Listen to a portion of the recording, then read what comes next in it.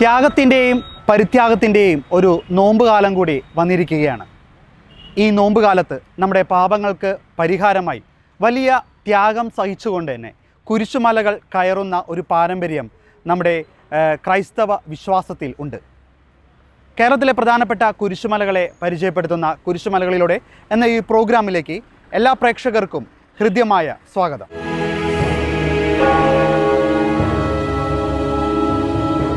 മീനച്ചിലാറിൻ്റെ തീരത്ത് പ്രകൃതി ഭംഗിയും വിശ്വാസവും ഒന്നു ചേരുന്ന ഒരു പുണ്യഭൂമിയിലാണ് ഇന്ന് നമ്മൾ എത്തിയിരിക്കുന്നത്. ഈരാറ്റുപേട്ടയിലെ അരുവിത്തറ സെൻറ്റ് ജോർജ് ഫെറനോ ദേവാലയം. അരുവിത്തറ വല്യച്ഛൻ്റെ പള്ളി എന്നറിയപ്പെടുന്ന ഈ ദേവാലയത്തിൻ്റെ മുൻപിലായി സ്ഥിതി ചെയ്യുന്ന വല്യച്ഛൻ മലയിലാണ് ഇന്ന് നമ്മൾ കയറാൻ പോകുന്നത്. നമുക്കും ഈ കുരിശുമലയുടെ പ്രാധാന്യവും ചരിത്രവും അതിൻ്റെ പ്രത്യേകതകളുമെല്ലാം ഇന്നത്തെ ഈ എപ്പിസോഡിലൂടെ അറിയാം.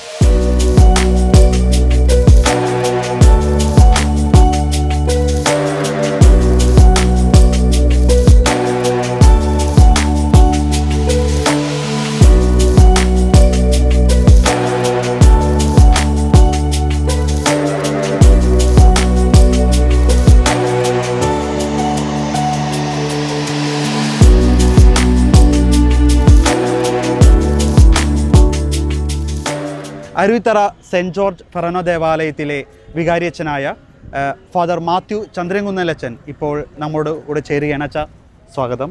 ക്ഷമിച്ചുതരട്ടെ. ഈ ഒരു നാട്ടിൽ, പ്രത്യേകിച്ച് ഈരാറ്റുപേട്ടയിൽ അരുവിത്തറ എന്ന് പറയുന്ന വളരെ ചരിത്ര പ്രാധാന്യമുള്ള നൂറ്റാണ്ടുകൾ പഴക്കമുള്ള ഒരു വിശ്വാസി സമൂഹമാണ് ഇവിടെയുള്ളത്. ഒപ്പം ഇവിടുത്തെ അത്ഭുത സിദ്ധിയുള്ള വല്യച്ഛൻ വിശുദ്ധ ഗീവർഗീസ് സഹോദര രൂപവും ഏറെ പ്രാധാന്യം അറിയിക്കുകയാണ്. അപ്പോൾ ഈ ഒരു നോമ്പ് കാലഘട്ടത്തിൽ ഈ കുരിശുമലകളെക്കുറിച്ച് നമ്മൾ ചെയ്യുമ്പോൾ ഇച്ചിരി പ്രധാനമായി പറയാനുള്ളത് എന്താണ്? കേരള സഭയിലെ തന്നെ ഏറ്റവും പുരാതന പ്രസിദ്ധവും തീർത്ഥാടക പ്രധാനവുമായ ഒരു പള്ളിയാണ് അരുവിത്ര പള്ളി. ഈ പള്ളി പൊതുവെ അറിയപ്പെടുന്നത് അരുവിത്ര വല്യച്ഛൻ്റെ പള്ളി എന്ന പേരിലാണ്. സെൻറ്റ് ജോർജ് എന്നൊക്കെ സാങ്കേതികമായി മേൽവിലാസത്തിൽ പറയുമെങ്കിലും ഭക്തരെല്ലാം അരുവിത്ര വല്യച്ഛൻ്റെ പള്ളി എന്നാണ് പറയുന്നത്. രൂപതയുടെ രേഖകളിൽ AD 151 സ്ഥാപിതമായ പള്ളിയാണിത്. ഇവിടെ വിശ്വാസികളെല്ലാവരും പറയുന്ന കാര്യം 7 പള്ളികളിലെ അരപ്പള്ളി അരുവിത്ര വല്യച്ഛൻ്റെ പള്ളിയാകുന്നു എന്നുള്ളതാണ്.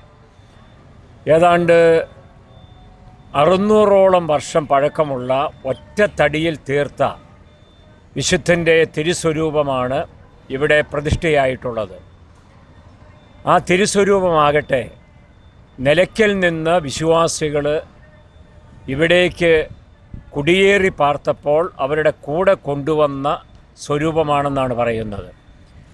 ഈ വല്യച്ഛൻ്റെ വലിയ മധ്യസ്ഥ ശക്തി മൂലം സമാന സ്വഭാവമുള്ള തിരുസ്വരൂപങ്ങൾ നിർമ്മിക്കാൻ ശ്രമിച്ചിട്ട് ഒരു കലാകാരനും അത് സാധിച്ചിട്ടില്ല എന്നാണ് പറയുന്നത്. അതുതന്നെ ഈ വിശുദ്ധൻ്റെ മാധ്യസ്ഥ ശക്തിയുടെ പറയപ്പെടുന്ന പ്രത്യേകതയായി കരുതപ്പെടുന്നു. ഇവിടെ വെള്ളിയാഴ്ചകളിൽ മാത്രമല്ല, എല്ലാ ദിവസവും വല്യച്ഛൻ്റെ സന്നിധിയിലേക്ക് പ്രാർത്ഥനയ്ക്ക് വലിയ കൂട്ടമായിട്ട് ആൾക്കാരെത്തുന്നുണ്ട്. അത് കത്തോലിക്കർ മാത്രമല്ല, എല്ലാ വിശ്വാസത്തിൽ പെട്ടവരുമുണ്ട്. വിശ്വാസത്തിൽ പെടാത്ത ആൾക്കാരും വിശുദ്ധൻ്റെ മാധ്യസ്ഥ്യം തേടിയെത്തുന്നു എന്നാണ് പറയപ്പെടുന്നത്. ആദ്യ വെള്ളിയാഴ്ചയാണ് ഏറ്റവും വലിയ ഭക്തി. അതിന് പുറമെ നോമ്പിലെ 50 ദിവസവും ഇവിടെ നിന്ന് വലിയച്ഛൻ മലയിലേക്ക് ജപമാല പ്രദക്ഷിണമുണ്ട്. മലയടിവാരത്തിൽ നിന്ന് കുരിശിൻ്റെ വഴി എത്തിച്ചാണ് മലമുകളിലെത്തുന്നത്. മലമുകളിലെത്തുമ്പോൾ ദേവാലയം ചെറുതാണെങ്കിലും അവിടെ ഏതാണ്ട് 108ഓളം അടി ഉയരമുള്ള ബൃഹത്തായ ഒരു കുരിശുണ്ട്. അത് ഈരാറ്റുപേട്ട പ്രദേശത്ത് എവിടെ നിന്നാലും കാണാവുന്ന രീതിയിലാണ് സ്ഥാപിതമായിട്ടുള്ളത്. വലിയ ഭക്തജന പ്രവാഹമാണ് നോമ്പുകാലത്തുള്ളത്. വൈകുന്നേരം അവിടെ കുരിശിൻ്റെ വഴിക്ക് ശേഷം പരിശുദ്ധ കുർബാനയുമുണ്ട്. ഇത് ജനങ്ങളെ വലിയ തോതിൽ വിശ്വാസത്തിൽ ആഴപ്പെടുത്തുന്നതിന് സഹായിക്കുന്നുണ്ട് എന്നുള്ളതാണ് സത്യം. വിശ്വാസം കുറയുന്നു, പല കാരണങ്ങളുടെ പേരിൽ ദൈവത്തിൽ നിന്ന്, സഭയിൽ നിന്നൊക്കെ ആളുകൾ അകലുന്നു എന്ന് പറയുന്നവർക്ക് ഉത്തരമാണ് ഇവിടുത്തെ തീർത്ഥാടകരുടെ സാന്നിധ്യം എന്നുള്ളതാണ് എടുത്തു പറയാൻ ആഗ്രഹിക്കുന്ന കാര്യം. ഓക്കെ, എന്തായാലും ഇപ്പോൾ വിശുദ്ധ കുർബാന ഇവിടെ അവസാനിച്ചിരിക്കുകയാണ്. വിശുദ്ധ കുർബാന കറിഞ്ഞ് ഇപ്പോൾ ജപമാല ചൊല്ലിക്കൊണ്ട് കുരിശുമലയിലേക്ക് ഇപ്പോൾ യാത്രയായിട്ടുണ്ട്. നമുക്കും ആ ജപമാലയോടൊപ്പം തന്നെ കുരിശുമലയുടെ അടിവാരത്തേക്ക് നമുക്ക് എത്താം. അവിടെ നിന്ന് കുരിശിൻ്റെ വഴി ചൊല്ലിക്കൊണ്ടാണ് വിശ്വാസികൾ മലമുകളിലേക്ക് എത്തുന്നതും.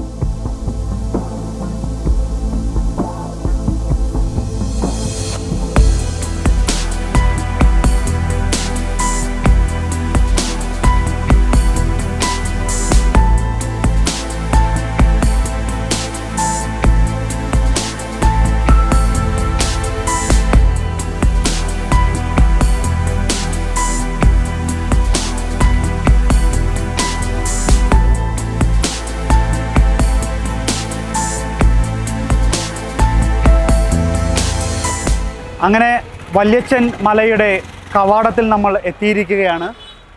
വല്യച്ഛൻ മലയിലെ ബിഷപ്പ് വയലിൻ കവാടം, ഇതാണ് പ്രധാന കവാടം. ഇതിലൂടെയാണ് വിശ്വാസികൾ വിശുദ്ധ കുരിശിൻ്റെ വഴി ചൊല്ലിക്കൊണ്ട് തന്നെ ഈ ഒരു മല കയറുന്നത്. ഇപ്പോൾ നിങ്ങൾക്ക് എൻ്റെ പുറകിൽ കാണാം ഈ ദേവാലയത്തിൽ നിന്നുള്ള വിശ്വാസികളും ഒപ്പം മറ്റ് ദേവാലയങ്ങളിലെ വിശ്വാസികളെല്ലാം ചേർന്ന് നൂറുകണക്കിനോളം ആളുകൾ ഇപ്പോൾ വിശുദ്ധ കുരിശിൻ്റെ വഴി ചൊല്ലിക്കൊണ്ട് തന്നെ ഈ മല കയറുകയാണ്. ഇപ്പോൾ ഈ ഒരു കവാടം കടന്ന് അകത്ത് പ്രവേശിക്കുമ്പോൾ തന്നെ നമുക്ക് ലെഫ്റ്റ് സൈഡിലായിട്ട്, പിന്നെ ലെഫ്റ്റ് സൈഡിലായിട്ട് കാണാൻ സാധിക്കും ഒരു കിണർ, യാക്കോബിൻ്റെ കിണർ എന്ന് തന്നെയാണ് ഈ കിണറിന് പേരിട്ടിരിക്കുന്നത്. ഒപ്പം ഈശോയുടെ അടുത്ത് അല്പനേരം ഇരിക്കൂ, പ്രാർത്ഥിക്കൂ, നമ്മളെ തന്നെ സ്വയം ഒന്ന് തിരിച്ചറിയൂ എന്ന ഒരു ആശയത്തോടു കൂടിയാണ് ഈ ഒരു കുരിശുമലയിലേക്ക് കയറുമ്പോൾ തന്നെ ഈ ഒരു കിണറും ഒപ്പം തന്നെ ഈശോയുടെ ഒരു രൂപവും വെച്ചിരിക്കുന്നത്.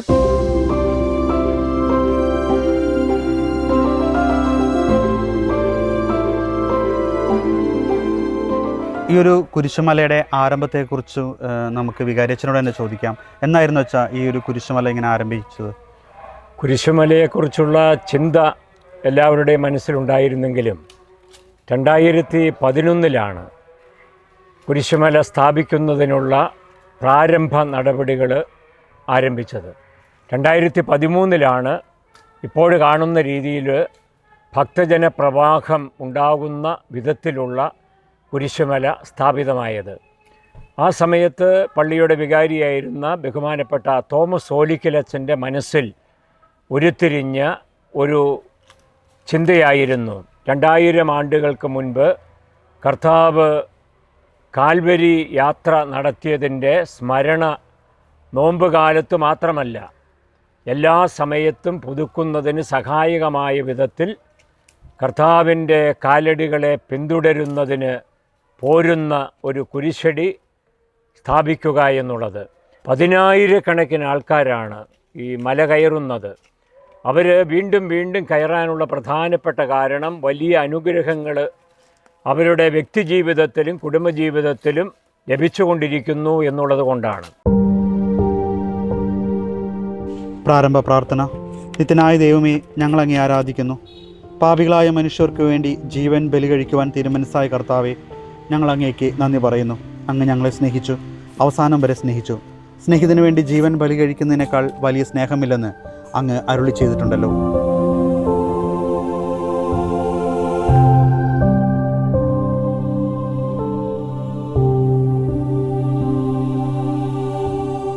പ്രാരംഭ പ്രാർത്ഥന കഴിഞ്ഞതിന് ശേഷം നമ്മളിപ്പോൾ രണ്ടാം സ്ഥലത്തിനടുത്തെത്തിയിരിക്കുകയാണ്. ഇപ്പോൾ നിങ്ങൾക്ക് കാണാം താഴെ മുതൽ പ്രാരംഭ സ്ഥലം മുതൽ രണ്ടാം സ്ഥലം വരെ കുത്തനെയുള്ള കയറ്റമാണ്. ഒപ്പം തന്നെ ഫുള്ള് കല്ല് പാകിയ പാതയാണ് ഈ മലയുടെ മുകൾ വരെ.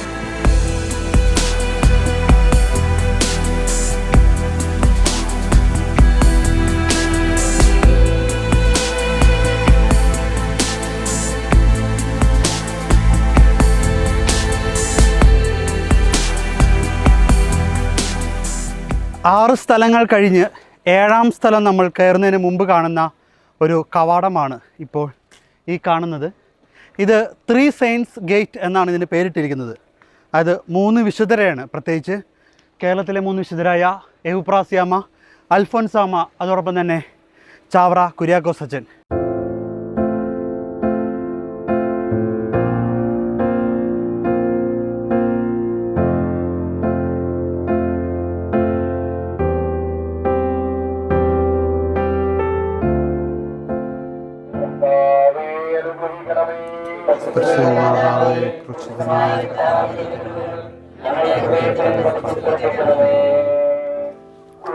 ഇപ്പോൾ 10ാം സ്ഥലം കഴിഞ്ഞിരിക്കുകയാണ്. ഇന്ന് ഈ ഒരു കുരിശിൻ്റെ വഴിക്ക് നേതൃത്വം നൽകുന്നത് ഈ ഒരു അരുവിത്തറ സെൻറ്റ് ജോർജ് ദേവാലയത്തിലെ വിശ്വാസികളും വൈദികരും ചേർന്ന് തന്നെയാണ്. ഇനിയുള്ള ദിവസങ്ങളിലായിരിക്കും മറ്റ് ഇടവകകൾ, ഈ രൂപതയിലെ മറ്റ് ഇടവകകളിൽ നിന്നുള്ളവർ ഈ ഒരു കുരിശിൻ്റെ വഴിക്ക് നേതൃത്വം കൊടുത്തുകൊണ്ട് ഈ ഒരു തീർത്ഥാടനം നടത്തുക.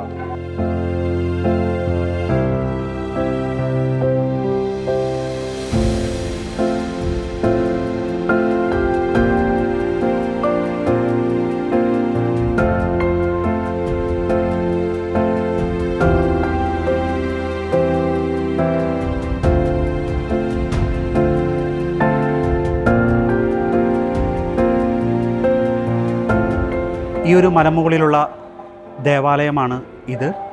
ഈ ദേവാലയത്തിൻ്റെ പ്രത്യേകത എന്ന് പറയുന്നത് ഇതിൻ്റെ അൽത്താര, അതിൻ്റെ പിന്നിൽ കാണുന്ന പാറകളാണ്. ഈ പാറകൾ പണ്ട് ഈ കുരിശുമല ഉണ്ടായിരുന്ന സമയത്തുള്ള കാടുകൾ, അവിടുത്തെ കല്ലുകളെല്ലാം കൂട്ടി ചേർത്തുകൊണ്ടാണ് ഇത്തരത്തിൽ ഒരു അൽത്താര ഇവിടെ രൂപീകരിച്ചിരിക്കുന്നത്. ഒപ്പം ഇതിൻ്റെ അൽത്താരയിൽ കാണുന്ന കുരിശ് പണ്ട് CBCI സമ്മേളനം പാലാ രൂപതയിൽ നടന്നപ്പോൾ ഭാരതത്തിലെ എല്ലാ മെത്രാന്മാരും ചേർന്ന് വെഞ്ചിരിച്ച ഒരു കുരിശും കൂടിയാണ് ഈ അൽത്താരയിലുള്ളത്.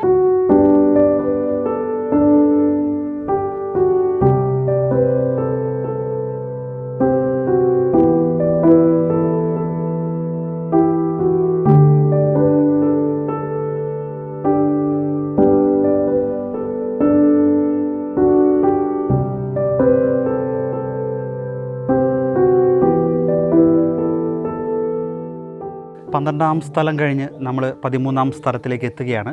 12ാം സ്ഥലവും 13ാം സ്ഥലവും ഈ ദേവാലയത്തിന് ചുറ്റോട് മലയുടെ മുകളിൽ തന്നെയാണ്. ഇപ്പോൾ എൻ്റെ പുറകിൽ കാണുന്നതാണ് 13ാം സ്ഥലം. മാതാവിൻ്റെ മടിയിൽ ഈശോയുടെ മൃതശരീരം കിടത്തുന്ന ആ ഒരു ഭാഗമുള്ളത് വലിയൊരു പാറയുടെ മുകളിലാണ് പിയാത്തയുടെ ഈ ഒരു രൂപം ഇവിടെ നിർമ്മിച്ചിരിക്കുന്നത്. വളരെ മനോഹരമായി തന്നെ നമുക്ക് 13ാം സ്ഥലത്തിൻ്റെ പ്രാർത്ഥനയിൽ പങ്കെടുക്കാം.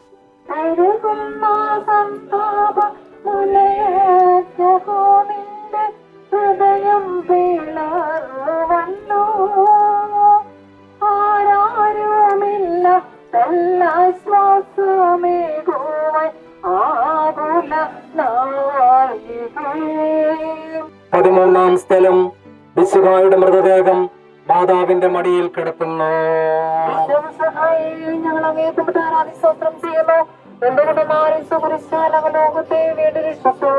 ഏറ്റവും വ്യാകുലയായ മാതാവേ, അങ്ങേ വത്സലപുത്രൻ മടിയിൽ കിടന്നുകൊണ്ട് മൂകമായ ഭാഷയിൽ അന്ത്യയാത്ര പറഞ്ഞപ്പോൾ അങ്ങ് അനുഭവിച്ച സങ്കടം ആർക്ക് വിവരിക്കാൻ കഴിയും?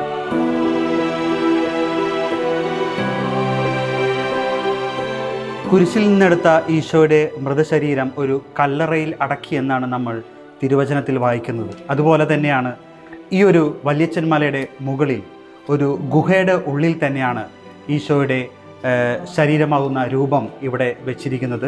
നമ്മൾ ആ ഒരു മലമുകളിൽ നമുക്ക് കാണാൻ സാധിക്കുന്ന പോലെ തന്നെ ഒരു അറയിലേക്ക്, ഒരു പാറക്കെട്ടിൻ്റെ ഇടയിലൂടെ നമ്മൾ നടന്നു വരുമ്പോൾ ഒരു ഗുഹ പോലെ തന്നെ ഇവിടെ ഉണ്ട്. ആ ഗുഹയുടെ ഉള്ളിൽ തന്നെയാണ് ഈശോയുടെ ഭൗതിക ശരീരത്തിൻ്റെ കബറടം, അതോടെ തന്നെ ആ രൂപം ഇവിടെ വെച്ചിരിക്കുന്നത്.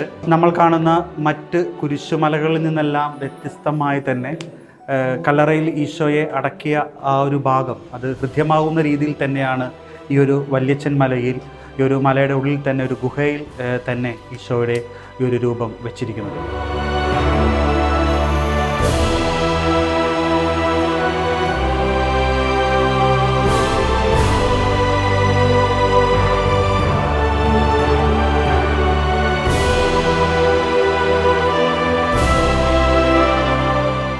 ഗുഹയിൽ നിന്ന് നമ്മൾ ഇറങ്ങുമ്പോൾ ഈ കാണുന്ന പാറക്കെട്ടുകൾ, ഇതിൻ്റെ നമ്മൾ നേരത്തെ കണ്ടത് ദേവാലയത്തിൻ്റെ അകത്ത് അൾത്താരയിൽ പാറക്കെട്ടുകൾ, ആ പാറക്കെട്ടുകൾ തന്നെയാണ് ഈ കാണുന്ന പാറക്കെട്ടുകൾ.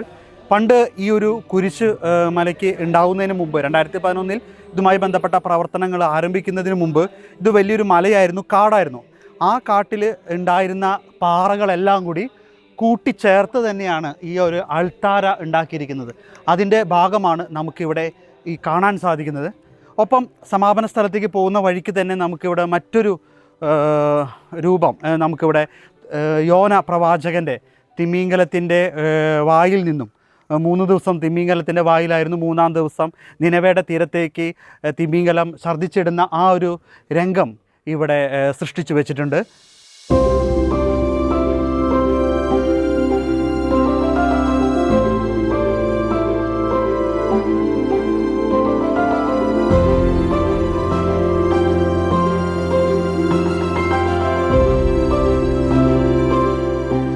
പതിനാലാം സ്ഥലം പിന്നിട്ട് നമ്മൾ സമാപന സ്ഥലത്തിലേക്ക് പോകുമ്പോഴാണ് ഈ വലിയൊരു വല്യച്ഛൻ കാനനം ഇവിടെ നിർമ്മിച്ചിരിക്കുന്നത്. അതായത് 2011 ഈ ഒരു കുരിശുമല ഏറ്റെടുക്കുന്നതിന് മുമ്പ് ഇത് വലിയൊരു മലയായിരുന്നു, കാടായിരുന്നു, ഒരുപാട് പാറകളൊക്കെ ഉണ്ടായിരുന്നു. ആ ഒരു ഓർമ്മ തന്നെ അതിനുശേഷം നമ്മൾ കുരിശിൻ്റെ വഴി ആ ഒരു നിർമ്മിച്ചു. പക്ഷേ ആ ഒരു കാനനത്തിൻ്റെ ആ ഒരു പ്രതീതി നിലനിർത്തുന്നതിന് വേണ്ടി വളരെ മനോഹരമായി തന്നെ ഒരു ചെറിയൊരു കാട് ഇതിൻ്റെ പിന്നിൽ തന്നെ അതേപോലെ നിലനിർത്തിയിട്ടുണ്ട്. വളരെ ആ ഒരു കുരിശുമലയൊക്കെ കയറി നമ്മൾ ഈ ഒരു കാനനത്തിലൂടെ കടന്നു വരുമ്പോൾ മനസ്സ് ശാന്തമാവും, നല്ല തണുപ്പും വളരെ നല്ലൊരു അനുഭവമാണ് നമുക്ക് നൽകുന്നത്.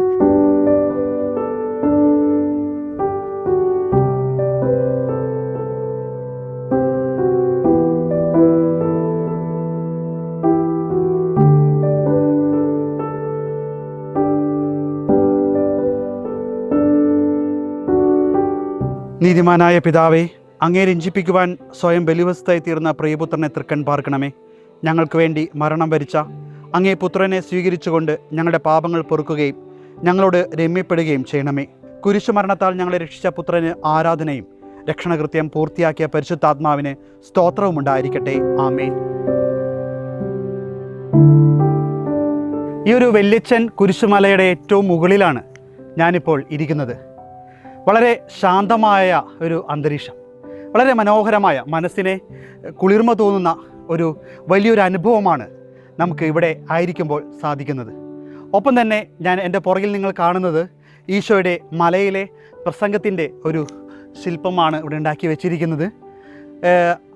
തീർച്ചയായിട്ടും നമ്മൾ ആ ബൈബിളിൽ കാണുന്ന രീതിയിൽ ഈശോ മലമുകളിൽ ഇരുന്നു കൊണ്ട് വിശ്വാസികളോട് സുവിശേഷ ഭാഗ്യങ്ങളെക്കുറിച്ച് പറയുന്ന അതേ അനുഭവം നമുക്ക് ഈ ഒരു രൂപത്തിലേക്ക് നോക്കിയാൽ നമുക്ക് ലഭിക്കും.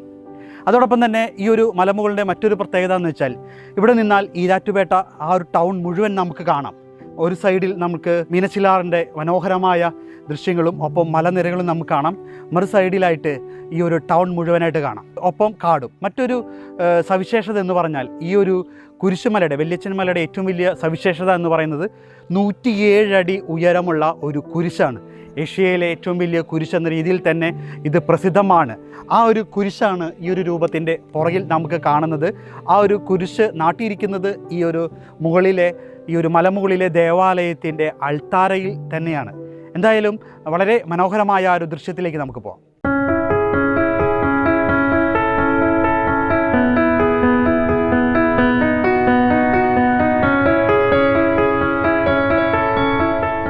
അരുവിത്തറ സ്കൂളിലെ അധ്യാപകനായ സാജു മാത്യു സാർ ഇപ്പോൾ നമ്മുടെ ചേരുകയാണ് ഈ ഒരു കുരിശുമലയുടെ മുകളിൽ നിന്ന്.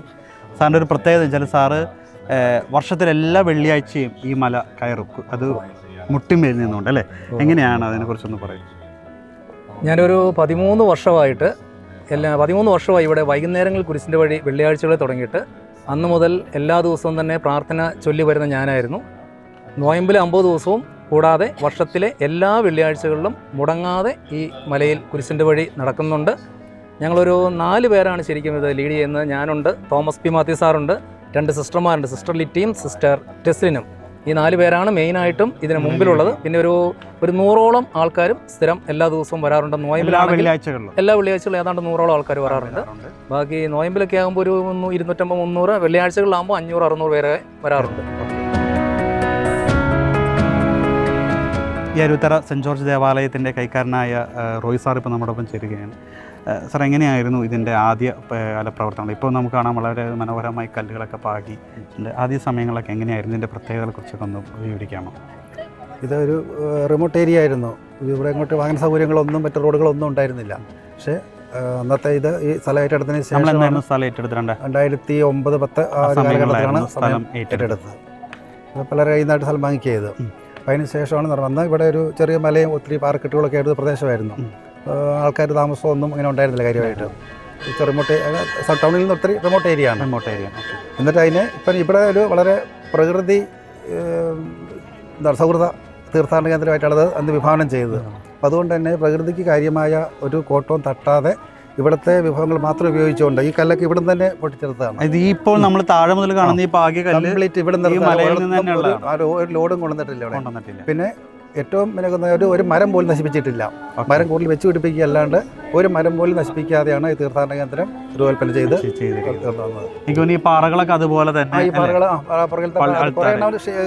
സെറ്റ് ചെയ്തു. പക്ഷേ കാര്യമായ മാറ്റം ആ മരങ്ങൾ ഇപ്പോഴും നിൽപ്പുണ്ട്. ആദ്യകാലത്തുണ്ടായിരുന്ന മരങ്ങളെല്ലാം പിന്നെ ഏറ്റവും എൻ്റെ പ്രത്യേകത എന്ന് പറയുന്നത് ഈ പ്രകൃതിക്ക് യാതൊരു കോട്ടവും മരങ്ങൾ കൂടുതൽ വെച്ച് പിടിപ്പിച്ചതല്ലാണ്ട് ഒരു മരവും നശിപ്പിക്കാതെയാണ് ഈ തീർത്ഥാടന കേന്ദ്രം രൂപപ്പെടുത്തുന്നത്.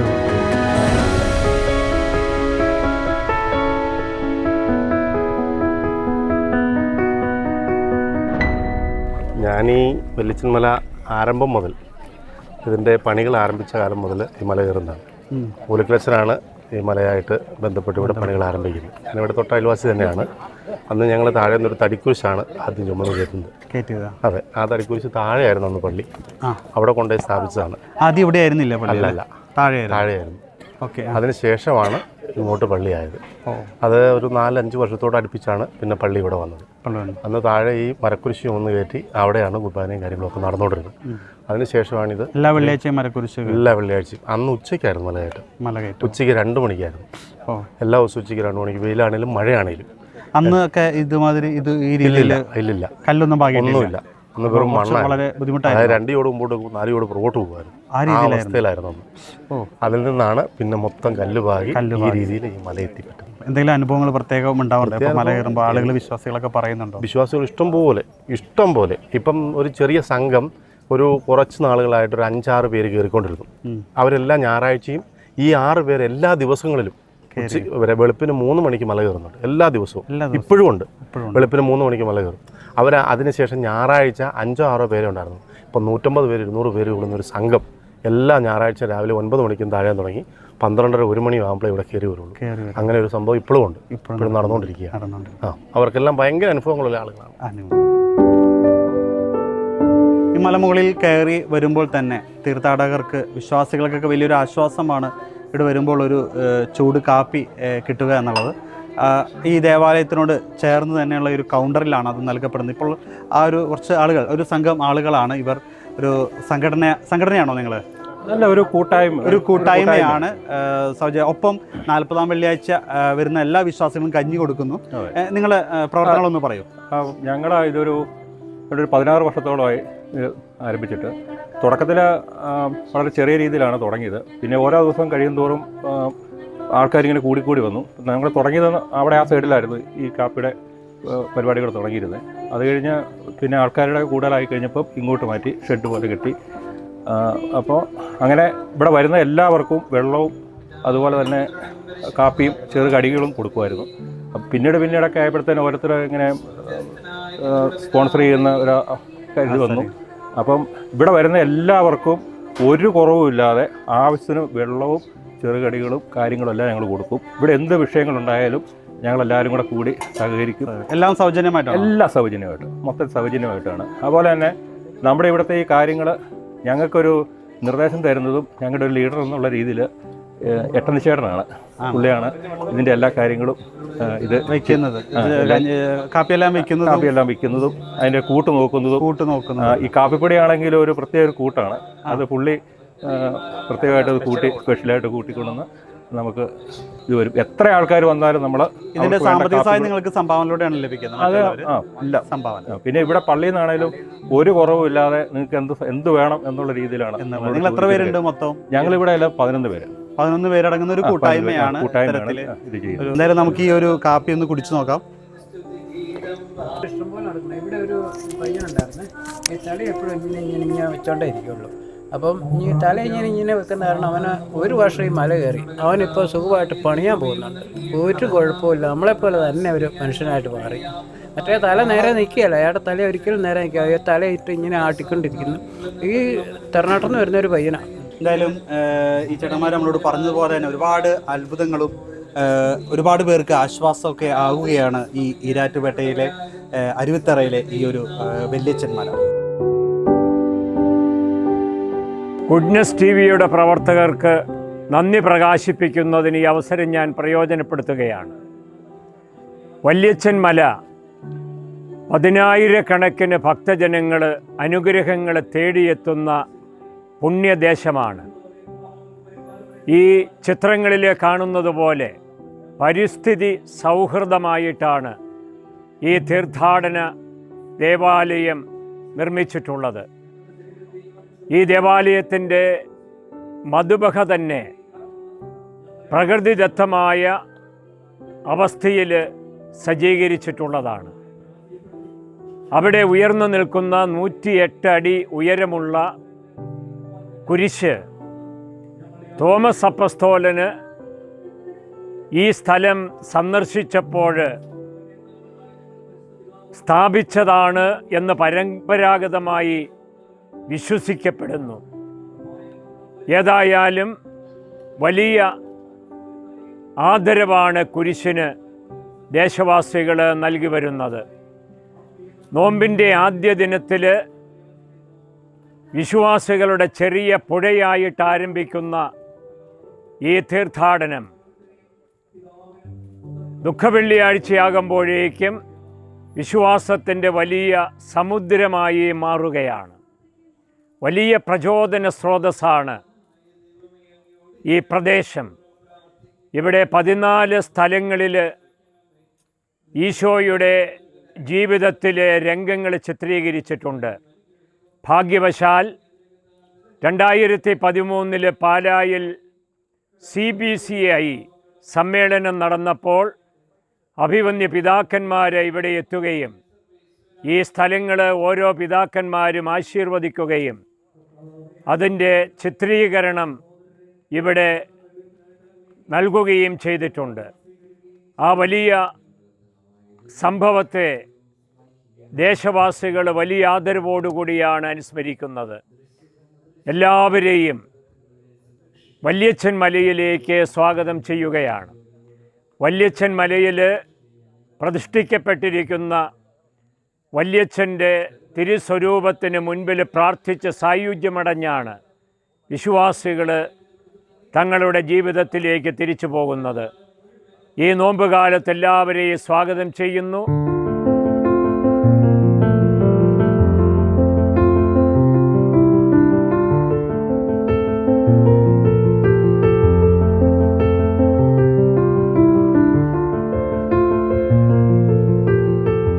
പ്രായശ്ചിത്തവും ത്യാഗവുമായി ഈ നോമ്പുകാലത്ത് മലകൾ കയറുമ്പോൾ തീർച്ചയായിട്ടും ഓരോ വിശ്വാസിയും കയറിയിരിക്കേണ്ട ഒരു മലയാണ് ഈ അരുവിത്തറയിലെ വല്യച്ഛൻ മല. കേരളം മുഴുവനുള്ള ലോകമെമ്പാടുമുള്ള വിശ്വാസികൾക്ക് ഇവിടെ ഈരാറ്റുപേട്ട അരുവിത്തറ സെൻറ്റ് ജോർജ് വല്യച്ഛൻ്റെ ദേവാലയത്തിൻ്റെ മുൻപിലൂടെ ഉള്ള ആ ഒരു വഴിയിലൂടെ ടാറിട്ട റോഡിലൂടെ ഏകദേശം 1 കിലോമീറ്ററോളം യാത്ര ചെയ്താൽ ഈ ഒരു വല്യച്ഛൻ മലയുടെ അടിവാരത്ത് നമുക്കെത്താൻ സാധിക്കും. അവിടെ നിന്ന് നമുക്ക് പ്രാർത്ഥനാപൂർവം ഈ ഒരു മലമുകളിൽ നമുക്ക് എത്തുവാനും വലിയൊരു അനുഗ്രഹവും ഈ നോമ്പുകാലത്ത് വലിയൊരു ദൈവിക അനുഭവവും നമ്മുടെ പാപങ്ങൾക്ക് പ്രായശ്ചിത്തമായി പ്രാർത്ഥനയോടെ നമുക്ക് എത്തുവാനും സാധിക്കും. കുരിശുമലകളുടെ ഇന്നത്തെ എപ്പിസോഡ് ഇവിടെ പൂർണ്ണമാകുകയാണ്. വീണ്ടും അടുത്ത ആഴ്ച ലോകത്തിലെ തന്നെ കേരളത്തിലെ അറിയപ്പെടുന്ന മറ്റൊരു കുരിശുമലയുടെ വിശേഷങ്ങളുമായി നമുക്ക് കാണാം. നന്ദി.